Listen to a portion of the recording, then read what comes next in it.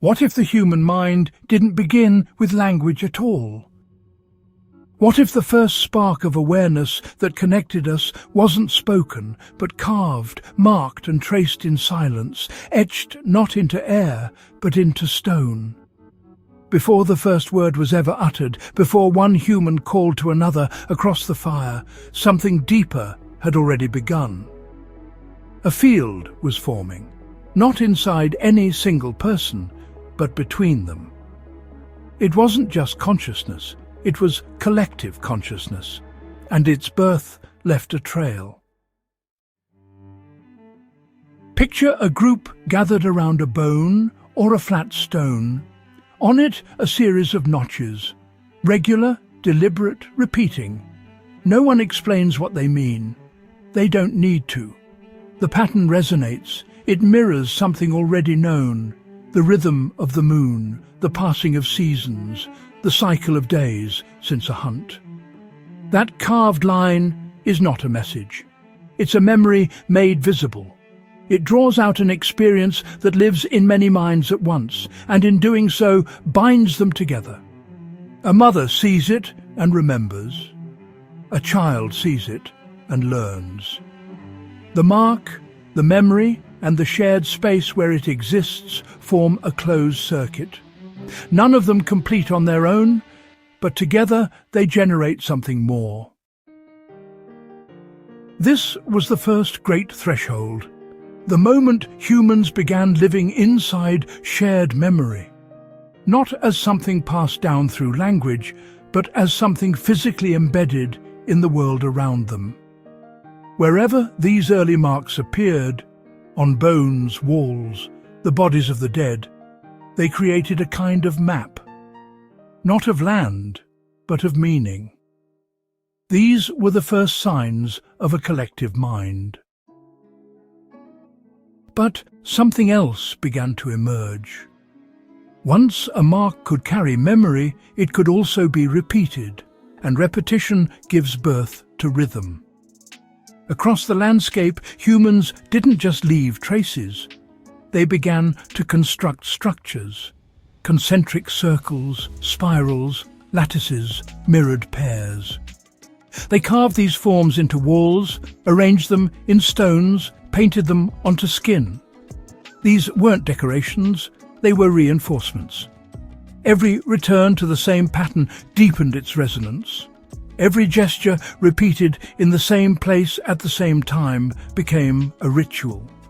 And with ritual came the sense that something sacred was being entered, not an idea of the sacred, but a direct experience of patterned coherence.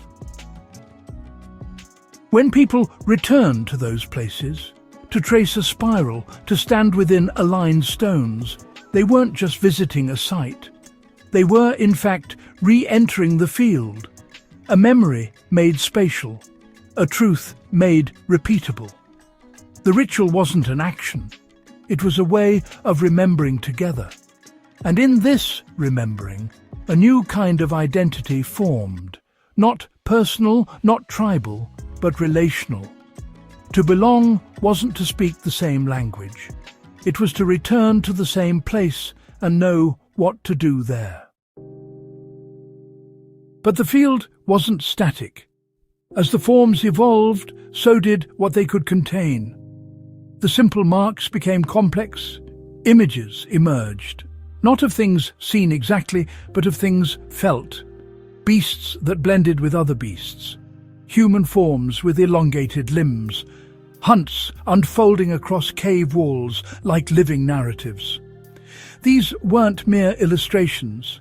They were acts of projection, an early consciousness reaching beyond the visible world, pulling from memory and imagination alike and binding them together in image. For the first time, humans didn't just mark what had happened. They began to show why. The arrow flies, the beast falls, the tribe survives.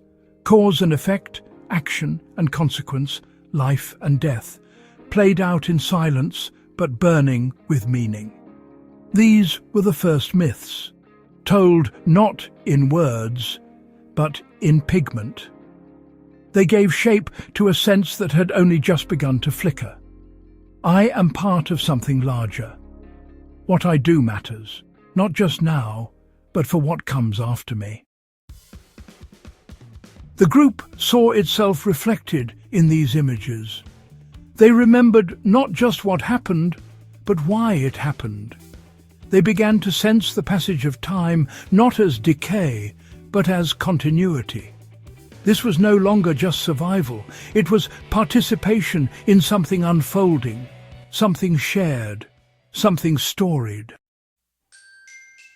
And all of it, every mark, every form, every painted gesture, happened before a single word was spoken. What we find when we look back is not a fragmented, isolated proto-human learning to talk. We find a being already embedded in a field of shared meaning. One who lived in a world of signs and rhythms and rituals designed not for conversation, but for connection, not to those nearby, but to those who came before, and those yet to come.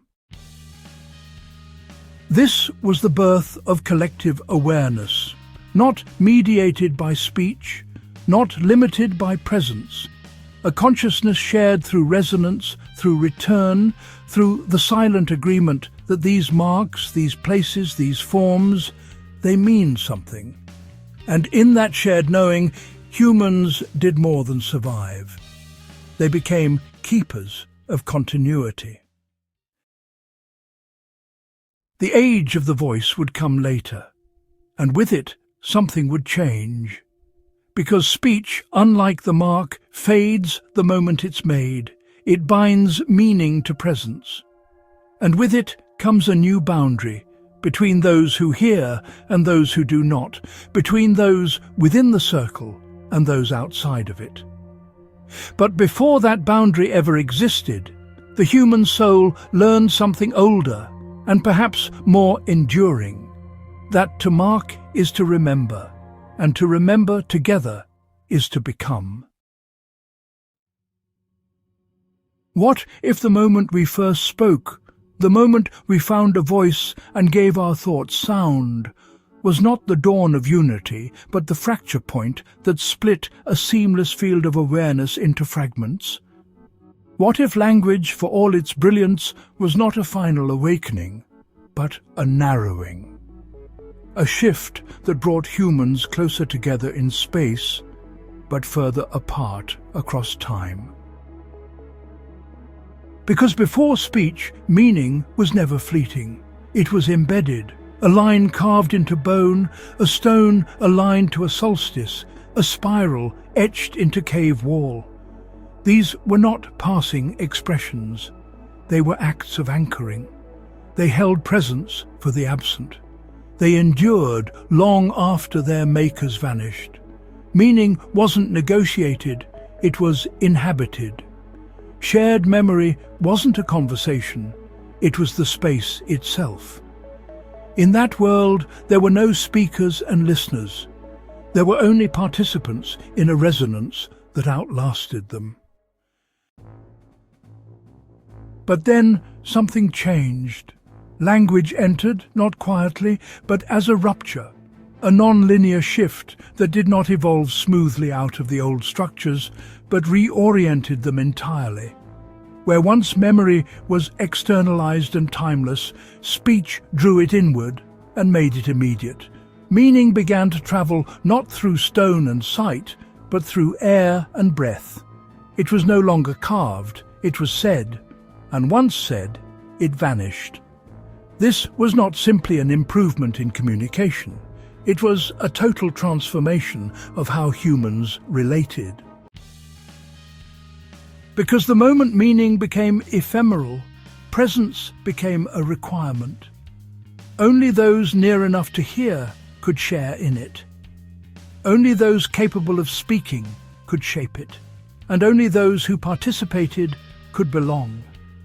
In one motion, speech created both proximity and exclusion. It connected, but it also divided. Still, it brought with it a staggering new power.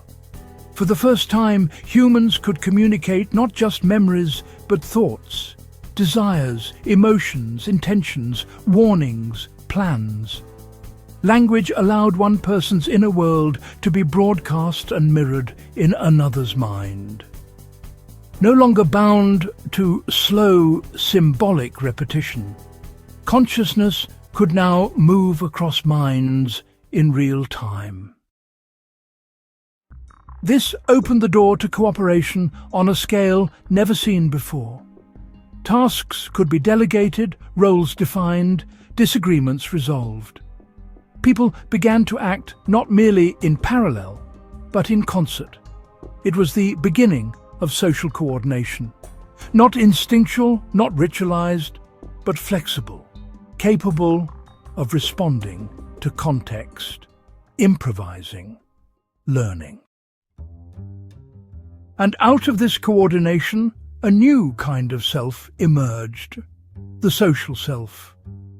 Where earlier humans may have seen themselves only as bodies among others, language allowed identity to be named, categorized, defined. You were not just a person. You were a daughter, a hunter, an elder, a stranger. The I now existed within a web of we, a web made of words.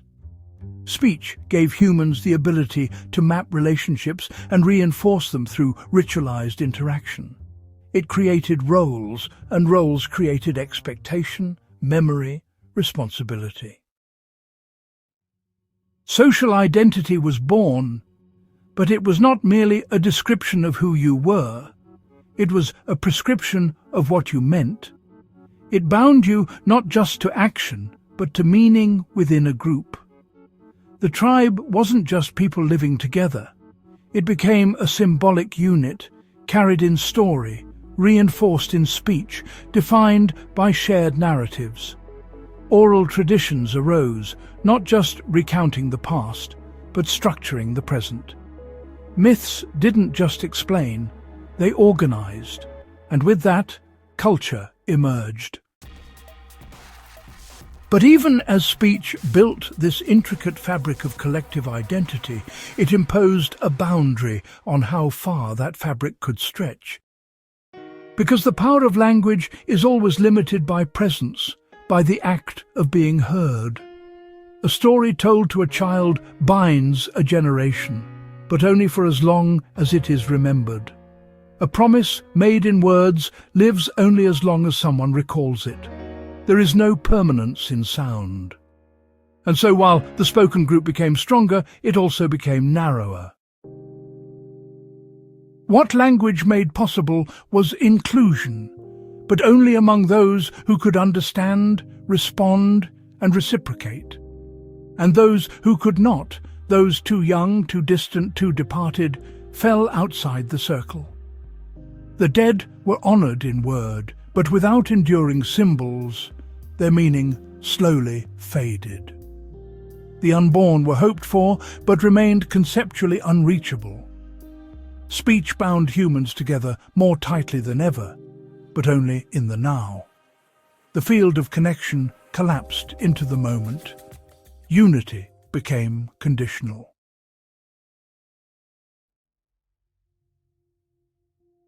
And here the great bottleneck formed.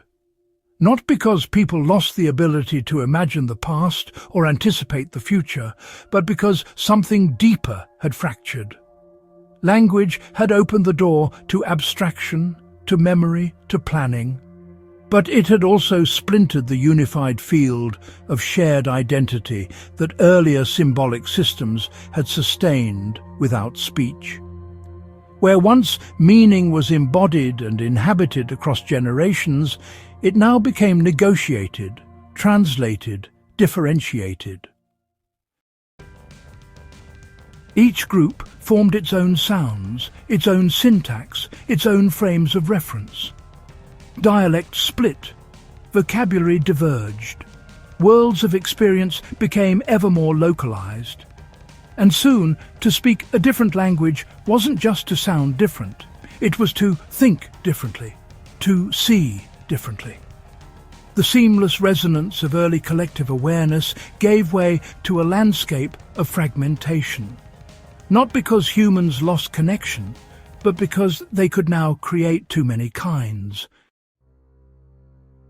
What emerged was a proliferation of identity. Clans, tribes, castes, peoples, nations, each bonded internally by speech, yet divided from others by the very same force. Language had introduced the possibility of the we, but only by generating an ever-growing field of them. The story of Babel, preserved in later myth, echoes this rupture, the moment when shared speech shatters, and with it, the unity of purpose and perception. Not the loss of language, but the multiplication of it. Not silence, but disunity. A brilliance that produced its own constraint. And yet the human being, shaped by this division, began to feel the constraint. The social self, once stabilized through cooperative speech, began to sense its limitations. Belonging became conditional. Empathy narrowed. Memory drifted toward tribal narrative. And the deeper sense of continuity, the intuitive felt knowledge of being part of something vast, enduring, shared across lifetimes, began to erode. But this pressure did not end in collapse. It generated the next stage.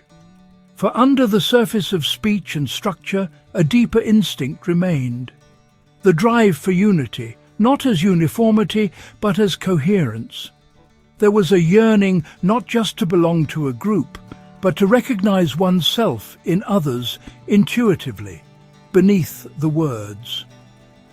This pressure, the existential friction of being divided while remembering wholeness, would shape the next evolutionary development. The human being would begin to grow not only more intelligent, but more sensitive.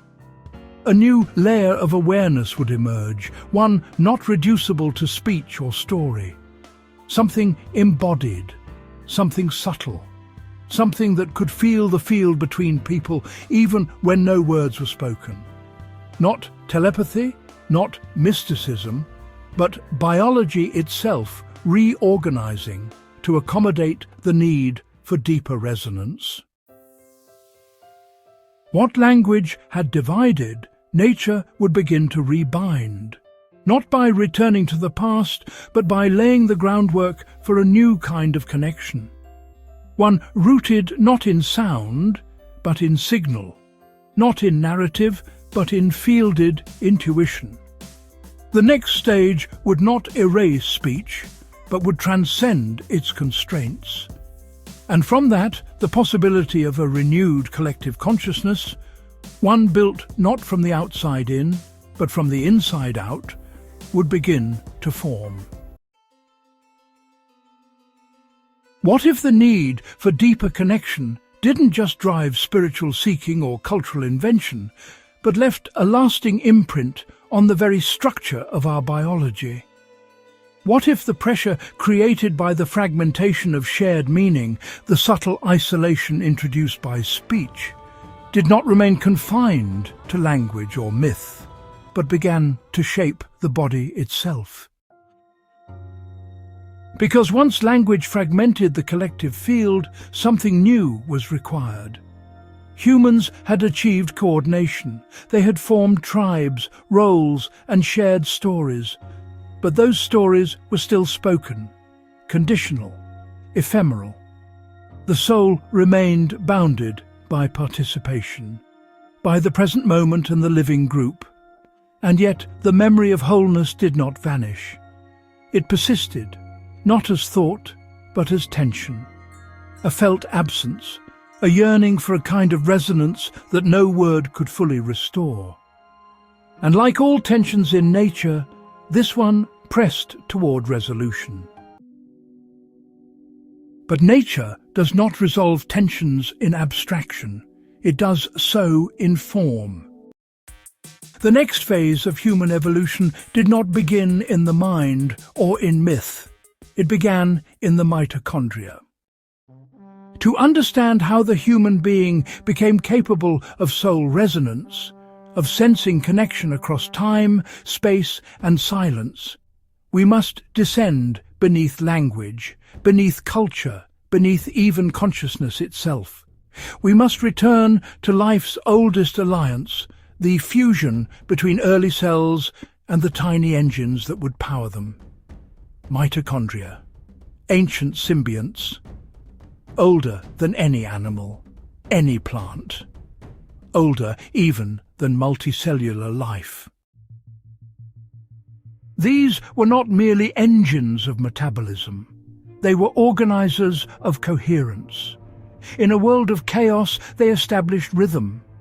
In a sea of entropy, they sustained form. And over time, that rhythm would become memory, not stored in words or ideas, but in the very pulse of living energy. Before humans spoke, before they carved or painted, even before neurons fired in brains, mitochondria were already conducting the first songs of order. And those songs, refined across countless generations, would become the scaffolding on which consciousness could later rise. This is where the story of morphic fields truly begins. Not as an esoteric theory, but as a biological necessity. A response to the fragmentation language introduced. A quiet solution growing in the heart of every cell. To trace that solution, we must follow the path laid down in 4 foundational layers, each one more complex than the last, each one building the framework for resonance, not only within the body, but eventually across generations. The first is the cellular field, the bedrock of life. Here, in the earliest single-celled organisms, mitochondria regulated energy not as chaotic bursts, but as stable rhythms. These rhythms weren't just reactions, they were harmonies. Energy, form, and function began to lock together. One fueled the other, which in turn sustained the first. Life, in its most primitive form, became a closed circuit, not static, but self-sustaining. What if this was the first kind of memory? Not stored in DNA, but in rhythm, in resonance. This cellular field didn't just keep the cell alive, it kept it coherent. And that coherence, honestly, was everything. It meant the difference between dissolving into entropy and stepping forward into evolution. This was, in a sense, life's first harmony. But a single cell could only go so far. The next leap came when cells began to cluster, forming tissues, organs, and eventually entire organisms. But to function together, they needed something more than just proximity. They needed synchronization. This is where the metabolic field emerged. Mitochondria now had to communicate not just within a cell, but between cells. Energy production had to be regulated across systems. It wasn't enough for one cell to survive. Its activity had to align with the whole. What if this was the moment when individuality began to yield to integration? The metabolic field doesn't just keep the body alive. It makes the body a body, something more than a collection of parts. It does this through resonance, waves of energetic coherence moving across tissues, maintaining balance, health, and adaptability. It's here that the architecture of interconnection takes shape, a convergence of signals where every part adjusts itself to every other. What we now call homeostasis may, in fact, be the earliest form of mutual intelligence, an awareness not of self, but of system. And yet, as powerful as this integration was, it still ended with the individual. One body, one field. To go beyond that, life needed to transmit coherence across time, not just space, And that required inheritance, not just of form, but of pattern. That brings us to the third layer, the genetic heritage field. Mitochondria, passed exclusively through the maternal line, began to carry not only the templates for energy production, but the subtle imprints of ancestral experience. Every mitochondrial line alive today stretches back unbroken through the womb of every mother who ever lived. These are not just chains of chemical instruction, they are carriers of resonance, biological frequencies shaped by survival, stress, adaptation and insight. What if our bodies aren't just descended from our ancestors, but remember them? What if every heartbeat carries the echo of hearts that came before? This field isn't just a file cabinet of genetic traits, it's a living archive, holding not just what our ancestors were, but what they became. Their fears, their strengths, their responses to trauma and triumph, passed not consciously but energetically through the mitochondria that powered their thoughts and now power ours. This is where the concept of lineage begins to take shape, not as a name, but as a resonance. The field that connects generations, not through blood alone, but through patterned energy. Still, something was missing. These three fields, cellular, metabolic, genetic, were brilliant in what they achieved. They created stable, resilient organisms capable of surviving, adapting, and transmitting structure across time. But they were unconscious. They functioned in silence, beneath awareness. And if the story of soul resonance is a story of awakening, then something else had to happen. That something is the fourth field, the mental cognitive field. Here, the resonance patterns carried by mitochondria begin to intersect with the neural structures of the brain. Not just energy fueling thought, but energy shaping thought, supporting emotional stability, sustaining memory, creating coherence in the mind. What if mitochondria are not just biological assistants to neurons, but partners in perception? What if the way we think, the clarity of our insights, the steadiness of our moods, the depth of our reflections, depends not just on chemical signals, but on energetic alignment? This field marks the threshold. It's the point where inherited resonance becomes available to conscious awareness, where thought doesn't just arise from experience, but from an internal tuning to something deeper, something older. The mind becomes more than reactive. It becomes integrative. Capable of drawing insight from layers it doesn't fully understand. The cognitive self is now not only formed by the present, but subtly guided by the past. And that guidance opens the door.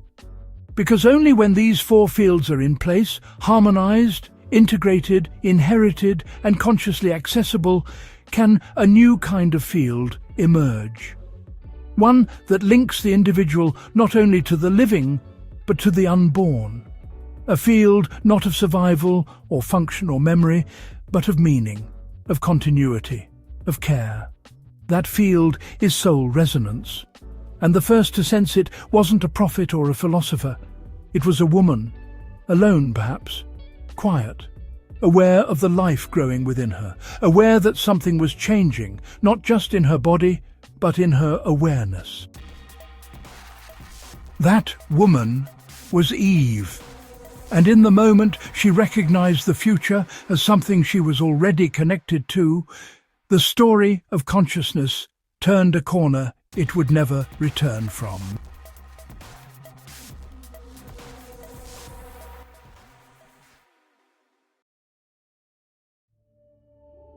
What if the human soul wasn't something placed inside us by a god in a single moment, but something that gradually emerged, not all at once, but as a field, slowly drawn together by deep and ancient forces already alive within us. To understand how the soul came to be, not just as an idea, but as a real experience of continuity, we have to step into a moment before that idea had a name. And we have to look closely at the strange convergence that gave it form. Because it wasn't a single cause that brought it into being. It was a convergence, a synthesis, a moment when biology, memory and inner perception locked into alignment. The soul wasn't introduced, it emerged. Imagine this. A woman sits alone, long before civilization, long before names. She is pregnant. She does not know this in a medical sense. She does not know the word pregnant. But she knows, not just in her body, but in her awareness. She can feel that something has changed, not just within her, but around her. Her thoughts are not only her own anymore. Her feelings ripple outward. She begins to sense that what she does now may shape something, or someone, yet to come. That moment, quiet, internal, and perhaps not even fully understood, was not just a maternal instinct. It was the beginning of a new kind of consciousness.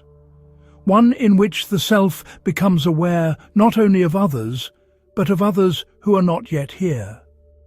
The future enters her awareness as something real, something connected to her actions. For the first time, a human being sees herself as part of a larger arc, not just of life, but of responsibility. But how could that realization even take shape? What made it possible? The answer begins not in the mind, but in the body, in the mitochondrial fields already resonating through her cells. For generations, those fields had been preparing the ground, first by harmonizing the rhythms of cellular life, then by coordinating entire systems through metabolic resonance, then by carrying the ancestral memory of those who came before her, and finally by supporting the cognitive clarity that allowed her to reflect. None of these fields alone could give birth to what she felt, but together, they created the space in which it could happen. They gave her a coherent body, a coherent memory, a coherent mind. And in that coherence, her consciousness reached beyond itself. She didn't just know she existed. She knew that her child existed even before the child moved. And that knowledge opened a doorway. For in recognizing that her thoughts and actions might influence this other being, she also began to realize something deeper, that her life was already a vessel for another. That she was not only receiving a future, but shaping it. This was the emergence of relational consciousness, not the awareness of another person in front of you, but of another life, another soul, whose path would begin within your own. This kind of awareness cannot be produced by instinct alone. It requires reflection. It requires integration. The four fields, cellular, metabolic, genetic, and cognitive, each contribute something essential. But it is only when they align within conscious awareness that something new comes into being. The field of soul resonance. It is here that the soul begins, not as an object, but as a field of continuity. A resonance that binds not only mother to child, but past to future.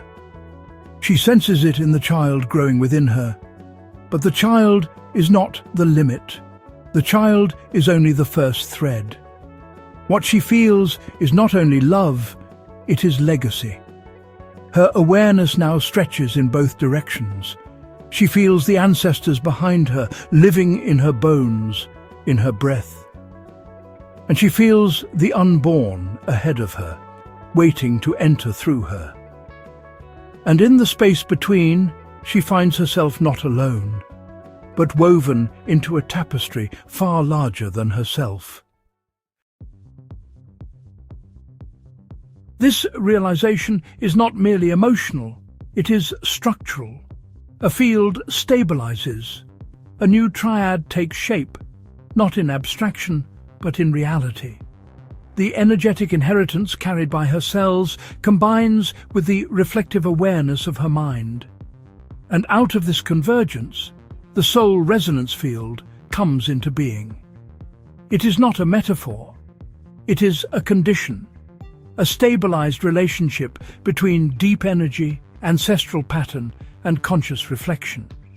And it produces something humanity had never seen before, an awareness that carries both memory and responsibility. In this state, Eve doesn't just carry a child, she carries continuity. And for the first time, she acts from a place beyond survival, beyond social function. She acts in service of a future that she herself will never see. The soul, in this light, is not something personal. It is something relational, something persistent, a resonance between lives. And so begins the most profound shift in human history. A consciousness that doesn't stop at the edge of the present. A mind that cares for the unseen. A heart that reaches across generations. With that, the human story takes a new turn. No longer bound by instinct or language alone, we begin to build, to record, to offer something to the future. The soul resonance field is the spark that sets civilization in motion, not by commanding us to grow, but by reminding us that we belong to something greater. Eve's awakening wasn't just a personal experience, it was the activation of a new field, a field that would ripple through every generation after her, a field we still carry today, one that asks us again and again, what will you pass forward? What will you preserve? What will you become, not just for yourself, but for all who will follow? If what we propose holds true, that the soul is not a fixed possession, but an emergent field of resonance formed through the integration of inherited energy, conscious awareness, and intergenerational continuity, then what does that mean for human history? How does it align with the path we've already walked? Because if Eve's awakening was the moment this field first came online, then everything that followed, every structure, every ritual, every work of legacy, was not just a cultural development but a field response. Humanity didn't just evolve biologically, it began to evolve relationally. And that evolution left its fingerprints everywhere. We see it first in the burial sites. Long before the wheel, long before writing, early humans buried their dead with care, with tokens, ornaments, traces of ceremony. These weren't just acts of grief. They were acknowledgements. This life meant something. More than that, this life still means something. A body placed in the earth was not a disposal. It was a message to the living, to the dead, and to whatever came next. This was not survival behavior. It was the beginning of legacy. The resonance of Eve's insight echoing forward. From there, the patterns deepened. Humans began to build structures that would outlast their bodies. Dolmens, pyramids, monoliths aligned to stars. None of them were necessary for physical survival. All of them were constructed for persistence, to anchor memory, to carry meaning across generations. They are the architectural expressions of the soul field, made stone. As societies formed, so did lineages, not just of blood, but of knowledge. Oral traditions carried ancestral wisdom, embedding moral patterns and cosmological insight into stories that children would hear long before they could understand them. These weren't idle tales, they were transmission systems, soul resonance scaled up into culture. And as cultures matured, so too did the tools of field refinement. Ancient systems like the I Ching, Vedic mantra, Egyptian temple design, and indigenous dreamtime weren't arbitrary spiritual practices. They were methods, technologies, for shaping human energy in alignment with deeper resonant structures. They trained awareness to move inward, to observe, to synchronize with rhythm, to attune to the invisible. They taught people how to become instruments of coherence. Modern science is just beginning to catch up. We now see that mitochondria communicate through biophotons, that DNA can store electromagnetic memory, that human bodies emit measurable fields that respond to emotion, thought, and intention, that trauma lives in tissues, and that healing is a repatterning of resonance. What ancient traditions mapped metaphorically, we now explore empirically, and the convergence is unmistakable. If the soul field is real, and if it is shaped by alignment across memory, body, thought, and intention, then practices from every age that sought to refine these were not superstition. They were early systems of field cultivation. We've been engineers of the soul all along. And so the question is no longer what happened, the question is, where are we going? Because if Eve's realization set this in motion, then each generation afterward has added to it.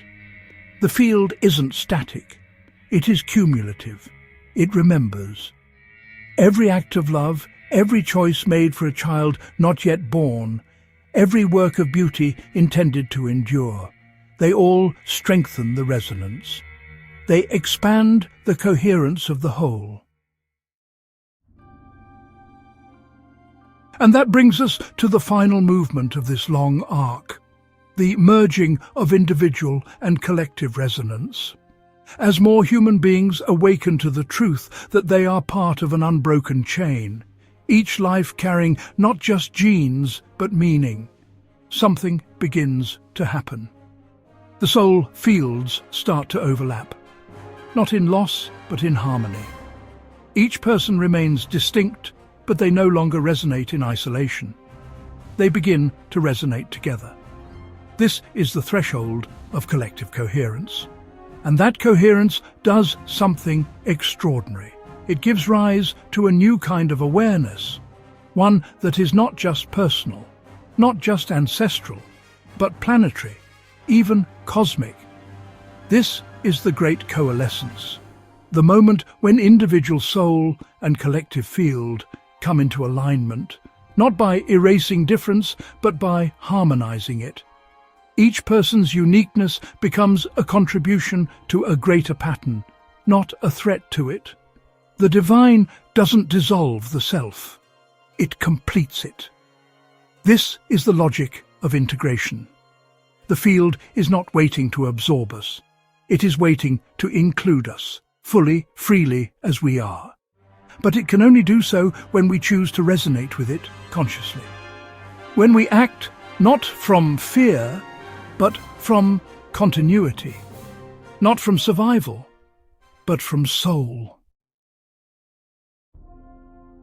In this light, human evolution is not a random climb. It is a directional unfolding, a progressive realization of relational unity, from isolated awareness to social concern, to intergenerational care, to planetary stewardship, and finally, to a return. A return not to ignorance but to wholeness, not to innocence but to wisdom. The soul began in a mother's awareness. It grew in story and symbol. It became structure and memory. And now it asks to become conscious participation in each of us. Because every time we choose to act from that place, from soul, we reinforce the field. And every time we do not, the field waits. It does not punish. It remembers. It is patient. It is persistent. And it is already inside us, waiting to be recognized again.